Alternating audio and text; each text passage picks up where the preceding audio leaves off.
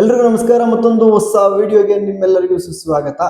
ಇವತ್ತಿನ ಈ ವಿಡಿಯೋದಲ್ಲಿ ನಾನು Karnataka state eligibility test KSET ಹಾಗೂ UGC net university grant commission ಅವರು ನಡೆಸುವಂತ ನ್ಯಾಷನಲ್ ಎಲಿಜಿಬಿಲಿಟಿ ಟೆಸ್ಟ್, ಈ ಎರಡು ಎಲಿಜಿಬಿಲಿಟಿ ಟೆಸ್ಟ್ ಅಲ್ಲಿ ನಿಮ್ಗೆ ಯಾವ್ದು ಅವಶ್ಯಕತೆ ಇರುತ್ತೆ ಮತ್ತೆ ಇವೆರಡರಲ್ಲೂ ಏನೆಲ್ಲ ಡಿಫ್ರೆನ್ಸ್ ಇದೆ ಮತ್ತೆ ಇವೆರಡರಲ್ಲಿ ಯಾವ್ದು ಬೆಸ್ಟ್ ಅನ್ನೋದನ್ನು ನಾನು ನಿಮ್ಗೆ ಇನ್ ಡೀಟೇಲ್ ಆಗಿ ತಿಳಿಸ್ಕೊಡ್ತೀನಿ. ವಿಡಿಯೋ ತುಂಬಾ ಇನ್ಫಾರ್ಮೇಟಿವ್ ಆಗಿರುತ್ತೆ, ಅದಕ್ಕೋಸ್ಕರ ವಿಡಿಯೋನ ಸ್ಕಿಪ್ ಮಾಡದೆ ಎಲ್ಲರೂ ಕೊನೆ ತನಕ ನೋಡಿ.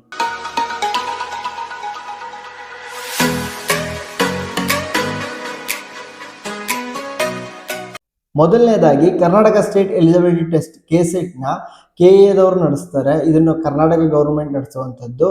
ಅದೇ ನೀವು UGC ನೆಟ್ ನೋಡೋದಾದ್ರೆ ಈ ನ್ಯಾಷನಲ್ ಎಲಿಜಿಬಿಲಿಟಿ ಟೆಸ್ಟ್ ಇದನ್ನ NTA ನಡೆಸ್ತಾರೆ.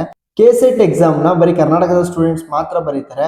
ಅದೇ ನೆಟ್ ಎಕ್ಸಾಮ್ನ ಆಲ್ ಓವರ್ ಇಂಡಿಯಾ ಸ್ಟೂಡೆಂಟ್ಸ್ ಬರೀತಾರೆ. ನೆಕ್ಸ್ಟ್ ನೀವು ಕೆಸೆಟ್ ಎಕ್ಸಾಮ್ ಅಲ್ಲಿ ಎಲಿಜಿಬಿಲಿಟಿ ತಗೊಂಡ್ರೆ ನೀವು ಕರ್ನಾಟಕ ಗೌರ್ಮೆಂಟ್ ಅಲ್ಲಿ ಇರುವಂತ ಯಾವುದೇ ಕಾಲೇಜ್ ಯೂನಿವರ್ಸಿಟಿ ಅಲ್ಲಿ ಅಸಿಸ್ಟೆಂಟ್ ಪ್ರೊಫೆಸರ್ ಆಗಿ ಅಥವಾ ಗೆಸ್ಟ್ ಫ್ಯಾಕಲ್ಟಿ ಆಗಿ ನೀವು ಹೋಗಿ ವರ್ಕ್ ಮಾಡಬಹುದು. ಅದೇ ನೀವೇನಾದರೂ NET ನೆಟ್ ಎಕ್ಸಾಮ್ನ ಕ್ಲಿಯರ್ ಮಾಡ್ತು ಅಂತಂದ್ರೆ ಆಲ್ ಓವರ್ ಇಂಡಿಯಾ ಯಾವುದೇ ಯೂನಿವರ್ಸಿಟಿ ಅಥವಾ ಯಾವುದೇ ಕಾಲೇಜ್ಗಳಲ್ಲಿ ನೀವು ಹೋಗಿ ವರ್ಕ್ ಮಾಡೋಕ್ಕೆ ನಿಮ್ಗೆ ಅವಕಾಶ ಸಿಗುತ್ತೆ. ನೆಕ್ಸ್ಟ್ ಪಾಯಿಂಟ್ ನೋಡೋದಾದ್ರೆ JRF ಜೂನಿಯರ್ ರಿಸರ್ಚ್ ಫೆಲೋ ಅಂತ. ನೀವು ಈ ಫೆಲೋಶಿಪ್ ತಗೋಬೇಕು ಅಂತಂದ್ರೆ ನೀವು ನೆಟ್ ಎಕ್ಸಾಮ್ ಅಲ್ಲಿ ಟಾಪ್ ರ್ಯಾಂಕಿಂಗ್ ಬರಬೇಕು, ಅವಾಗ ಮಾತ್ರ ನಿಮ್ಗೆ ಸಿಗುತ್ತೆ. ಬಟ್ ಕೆಸೆಟ್ ಎಕ್ಸಾಮ್ ಬರೋದ್ರಿಂದ ನಿಮಗೆ JRF ಆಪ್ಷನ್ ಇರೋದಿಲ್ಲ. ನೀವೇನಾದ್ರೂ PhD ಮಾಡಬೇಕು, ನಾನು ರಿಸರ್ಚ್ ಮಾಡಬೇಕು, ನಿಮಗೆ JRF ಫಂಡ್ ಬರಬೇಕು ಅಂತಂದ್ರೆ ನೀವು UGC ನೆಟ್ ಎಕ್ಸಾಮ್ನ ಟಾರ್ಗೆಟ್ ಮಾಡಿ. ಇಲ್ಲ ನಾನು ರಿಸರ್ಚ್ ಮಾಡಲ್ಲ, PhD ಮಾಡಲ್ಲ, ಜಸ್ಟ್ ನನಗೆ ಗೆಸ್ಟ್ ಫ್ಯಾಕಲ್ಟಿಯಾಗಿ ವರ್ಕ್ ಮಾಡ್ತೀನಿ ಅಥವಾ ಪ್ರೈವೇಟ್ ಕಾಲೇಜ್ಗಳಲ್ಲಿ ಟೀಚಿಂಗ್ ಹೋಗ್ತೀನಿ ಅಷ್ಟೇ ಸಾಕು ಅಂತ ಹೇಳಿದ್ರೆ ನೀವು ಕೆಸೆಟ್ ಎಕ್ಸಾಮ್ನ ಕ್ಲಿಯರ್ ಮಾಡ್ಬೋದು. ನಿಮಗೆ ಬೇರೆ ಸ್ಟೇಟ್ಗಳಲ್ಲಿ ಹೋಗಿ ವರ್ಕ್ ಮಾಡಬೇಕು ಅಂತ ಅನ್ಸಿದ್ರೆ ಅಥವಾ ಆಲ್ ಓವರ್ ಇಂಡಿಯಾ ಯಾವುದೇ ಸ್ಟೇಟಲ್ಲಿ ಹೋಗಿ ವರ್ಕ್ ಮಾಡ್ತೀನಿ ಅನ್ನೋ ಕೇಪಬಿಲಿಟಿ ಇತ್ತು, ಇಲ್ಲ ಅಲ್ಲಿ ಹೋಗಿ ವರ್ಕ್ ಮಾಡ್ತೀನಿ ಅನ್ನೋ ಆಸೆ ಇತ್ತು ಅಂತಂದ್ರೆ ಖಂಡಿತ ನೀವು ನೆಟ್ ಎಕ್ಸಾಮ್ನ ಕ್ಲಿಯರ್ ಮಾಡ್ಕೋಬಹುದು. ನೆಕ್ಸ್ಟ್ ಆಪ್ಷನ್ ನೋಡಿದ್ರೆ ಕಾಂಪಿಟೇಷನ್ ಯಾವ ರೀತಿ ಅಂತಂದ್ರೆ ಕೆಸೆಟ್ ಎಕ್ಸಾಮ್ ನಲ್ಲಿ ಬರೀ ಕರ್ನಾಟಕ ಸ್ಟೂಡೆಂಟ್ಸ್ ಅಪ್ಲಿಕೇಶನ್ ಹಾಕಿ ಬರೆಯೋದ್ರಿಂದ ನೀವು ಕರ್ನಾಟಕ ಸ್ಟೂಡೆಂಟ್ಸ್ ಜೊತೆ ಮಾತ್ರ ಫೈಟ್ ಮಾಡ್ತಾ ಇರ್ತೀರಾ. ಅಂದ್ರೆ ಕಾಂಪಿಟೇಷನ್ ಬರೀ ನಿಮ್ ಕರ್ನಾಟಕದಲ್ಲಿರುವಂತಹ ಸ್ಟೂಡೆಂಟ್ಸ್ ಮಾತ್ರ ಇರ್ತಾರೆ. ಬಟ್ ಅದೇ ನೀವು ನೆಟ್ ಎಕ್ಸಾಮ್ ನ ಕಾಂಪೀಟ್ ಮಾಡ್ಬೇಕಾದ್ರೆ ಎಲ್ಲಾ ಸ್ಟೇಟ್ ಇಂದನೂ ಕೂಡ ಅಪ್ಲಿಕೇಶನ್ ಹಾಕಿರ್ತಾರೆ. ಸೊ ಕಾಂಪಿಟೇಷನ್ ಜಾಸ್ತಿ ಇರುತ್ತೆ. ಬಟ್ ಒಂದ್ ವಿಷಯ ಏನು ಅಂತಂದ್ರೆ ಕಾಂಪಿಟೇಷನ್ ಜಾಸ್ತಿ ಆಯ್ತು ಅಂತ ನೀವು ತಲೆ ಕೆಡಿಸ್ಕೊಳ್ಳೋ ಅವಶ್ಯಕತೆ ಇಲ್ಲ. ಕಾಂಪಿಟೇಷನ್ ಜಾಸ್ತಿ ಆದಷ್ಟು ನಿಮ್ಗೆ ಆಪರ್ಚುನಿಟಿ ಕೂಡ ಜಾಸ್ತಿ ಆಗುತ್ತೆ. ಅದು ಯಾವ ರೀತಿ ವರ್ಕ್ ಆಗುತ್ತೆ ಅಂತ ನೋಡೋದಾದ್ರೆ, ಯಾವ್ದಾದ್ರು ಒಂದು ಸಬ್ಜೆಕ್ಟ್ ಅಲ್ಲಿ 100 ಜನ ಎಕ್ಸಾಮ್ ಬರ್ದಿದ್ದಾರೆ ಅಂತಂದ್ರೆ ಅದರಲ್ಲಿ 6 ಜನ ಸೆಲೆಕ್ಟ್ ಆಗ್ತಾರೆ, 6% ಸೆಲೆಕ್ಟ್ ಆಗ್ತಾರೆ.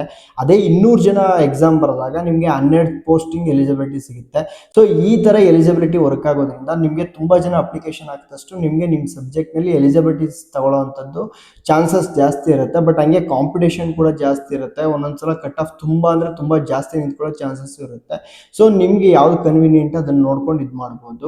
ಬಟ್ ನಮ್ ಕೆಸೆಟ್ ಕರ್ನಾಟಕದಲ್ಲಿ ಎಕ್ಸಾಮ್ ಬರೆದಾಗ ಏನಾಗುತ್ತೆ, ಬರೀ ಕರ್ನಾಟಕ ಸ್ಟೂಡೆಂಟ್ಸ್ ಮಾತ್ರ ಅಪ್ಲೈ ಮಾಡೋದ್ರಿಂದ ನಂಬರ್ ಆಫ್ ಸ್ಟೂಡೆಂಟ್ಸ್ ಕಡಿಮೆ ಇರುತ್ತೆ. ಬಟ್ ನಂಬರ್ ಆಫ್ ಸ್ಟೂಡೆಂಟ್ಸ್ ಕಡಿಮೆ ಇದ್ದಿದ್ದರಿಂದ ನಿಮಗೆ ನಂಬರ್ ಆಫ್ ಚಾನ್ಸಸ್ ಸೆಲೆಕ್ಷನ್ ಆಗೋದು ಕಡಿಮೆ ಇರುತ್ತೆ. ಜೊತೆಗೆ ಏನಪ್ಪಾ ಅಂತಂದ್ರೆ ಇಲ್ಲಿ ನಿಮ್ಗೆ ಡಿಸೈಡ್ ಆಗೋದು ಎಷ್ಟು ಜನ ಎಕ್ಸಾಮ್ ಬರೆದಿದ್ದಾರೆ ಮತ್ತೆ ಪೇಪರ್ ಯಾವ ರೀತಿ ಇತ್ತು, ಅವರೆಲ್ಲ ಯಾವ ರೀತಿ ಅಟೆಂಡ್ ಮಾಡಿದ್ದಾರೆ ಅನ್ನೋದ್ರ ಮೇಲೆ ಡಿಪೆಂಡ್ ಆಗುತ್ತೆ. ಯಾಕಂತಂದ್ರೆ ಎಲಿಜಿಬಿಲಿಟಿ ಪಡ್ಕೋಬೇಕು ಅಂತಂದ್ರೆ 6% ಕ್ರೈಟೇರಿಯಾ ಏನಿದೆ ಅದರಲ್ಲಿ ನಿಮಗೆ ಪರ್ಸೆಂಟೇಜ್ ಎಲ್ಲ ಮಾರ್ಕ್ಸ್ ಎಲ್ಲ ಮ್ಯಾಟರ್ ಆಗುತ್ತೆ. ಎಕ್ಸಾಂಪಲ್ ಹೇಳ್ಬಿಡ್ತೀನಿ ನೋಡಿ, ಈ ಒಂದು ಯಾವುದೋ ಒಂದು ಸಬ್ಜೆಕ್ಟ್ ನಲ್ಲಿ 150 ಜನ ಒಂದು ಅಪ್ಲಿಕೇಶನ್ ಹಾಕಿದ್ದಾರೆ. ಅದರಲ್ಲಿ ಎಕ್ಸಾಮ್ ಅಟೆಂಡ್ ಮಾಡೋರು ಒಂದು 130 ಜನ, ಇನ್ನೊಂದು 20 ಜನ ಅಬ್ಸೆಂಟ್ ಆದ್ರು ಅಂತ ಅನ್ಕೊಳ್ಳಿ. ಈ 130 ಜನದಲ್ಲಿ 30 ಜನ ಮಿನಿಮಮ್ ಮಾರ್ಕ್ಸ್ ಕೂಡ ತಗೊಳ್ಳೋದಿಲ್ಲ, ಅಂದ್ರೆ ಪಾಸಿಂಗ್ ಮಾರ್ಕ್ಸ್ ಏನಿರುತ್ತೆ ಅದನ್ನು ಕೂಡ ತಗೊಳ್ಳೋದಿಲ್ಲ ಅಂತ ಕನ್ಸಿಡರ್ ಮಾಡೋಣ. ಈ 100 ಜನ ಏನಿರ್ತಾರೆ ಅವರು ಮಿನಿಮಮ್ ಮಾರ್ಕ್ಸ್ ತಗೊಂಡು ಪಾಸ್ ಆಗಿರ್ತಾರೆ. ಅದರಲ್ಲಿ 6% ಚೂಸ್ ಮಾಡೋವಂಥದ್ದು. ಅದರಲ್ಲಿ ಮತ್ತೆ ನಿಮಗೆ ಕೆಟಗರಿ ವೈಸ್ ಕಟ್ ಆಫ್ ಬರುತ್ತೆ. ಈ ರೀತಿ ಸೆಲೆಕ್ಷನ್ ಪ್ರೊಸೀಜರಿಂಗ್ ಇರುತ್ತೆ.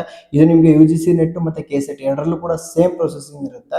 ಸೊ ನಿಮಗೆ ಇದರಲ್ಲಿ ಮಾರ್ಕ್ಸ್ ತುಂಬಾ ಅಂದ್ರೆ ತುಂಬಾನೇ ಮ್ಯಾಟರ್ ಆಗುತ್ತೆ. ನೀವು ಎಕ್ಸಾಮ್ಗಳಲ್ಲಿ ಜಾಸ್ತಿ ಮಾರ್ಕ್ಸ್ ತಗೊಂಡಷ್ಟು ನಿಮಗೆ ಎಲಿಜಿಬಿಲಿಟಿ ಈಸಿ ಆಗ್ತಾ ಹೋಗುತ್ತೆ. ಕಡಿಮೆ ಮಾರ್ಕ್ಸ್ ಇದ್ದಷ್ಟು ನಿಮಗೆ ಎಲಿಜಿಬಿಲಿಟಿ ತುಂಬಾ ಅಂದ್ರೆ ತುಂಬಾ ಕಷ್ಟ ಆಗ್ತಾ ಹೋಗುತ್ತೆ. ನಿಮಗೆ ಈ ವಿಡಿಯೋ ನೋಡಿರೋದ್ರಿಂದ ಕೆಸೆಟ್ ಮತ್ತೆ UGC ನೆಟ್ ಎರಡಕ್ಕೂ ಡಿಫ್ರೆಂಟ್ ಗೊತ್ತಾಗಿದೆ, ಮತ್ತೆ ನೀವು ಯಾವ್ದನ್ನ ಚೂಸ್ ಮಾಡಬೇಕು ಅಂತ ಗೊತ್ತಾಗಿದೆ ಅಂತ ಅನ್ಕೋತೀನಿ. ನಿಮ್ಗೆ ನಾ ಬರೀ ಕರ್ನಾಟಕದಲ್ಲಿ ಯಾವುದೋ ಒಂದು ಪ್ರೈವೇಟ್ ಕಾಲೇಜ್ ಅಥವಾ ಗೌರ್ಮೆಂಟ್ ಕಾಲೇಜಲ್ಲಿ ಗೆಸ್ಟ್ ಫ್ಯಾಕಲ್ಟಿ ಆಗಿ ವರ್ಕ್ ಮಾಡ್ತೀನಿ, ಬೇರೆ ಏನು ನೀವು ಬೇರೆ ಸ್ಟೇಟ್ಗಳಲ್ಲಿ ಹೋಗಿ ವರ್ಕ್ ಮಾಡಲ್ಲ ಅಥವಾ ನನಗೆ ಏನಾದರೂ PhD ಮಾಡಲ್ಲ ಅನ್ನೋರು ದಯವಿಟ್ಟು ಕೆಸೆಟ್ ಎಕ್ಸಾಮ್ನ ತಗೊಳ್ಳಿ ಸಾಕು ನಿಮಗೆ.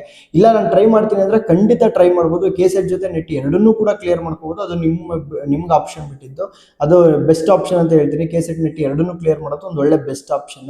ಇಲ್ಲ ನಾನು PhD ಮಾಡಬೇಕು, ರಿಸರ್ಚ್ ಮಾಡಬೇಕು, ಮತ್ತೆ ನನಗೆ ಏನಾದರೂ ನನ್ನ PhD ಮಾಡಬೇಕಾದ್ರೆ ನನಗೆ ಅಮೌಂಟ್ ಬೇಕು ಅನ್ನೋರು JRF ನ ಸೆಲೆಕ್ಟ್ ಮಾಡ್ಕೊಂಡು UGC ನೆಟ್ಟಲ್ಲಿ ಎಕ್ಸಾಮ್ ಬರೀರಿ. ನೀವು ಒಳ್ಳೆ ಮಾರ್ಕ್ಸ್ ತೊಗೊಂಡು JRF ಕ್ಲಿಯರ್ ಆದರೆ ನಿಮಗೆ ಮಂತ್ಲಿ ಅಮೌಂಟ್ ಬರುತ್ತೆ. ಅಮೌಂಟ್ ತೊಗೊಂಡು ನೀವು ನಿಮ್ಮ PhDನ ಕಂಟಿನ್ಯೂ ಮಾಡ್ಬೋದು. ಇದು ತುಂಬಾ ಹೆಲ್ಪ್ಫುಲ್ ಆಗುತ್ತೆ.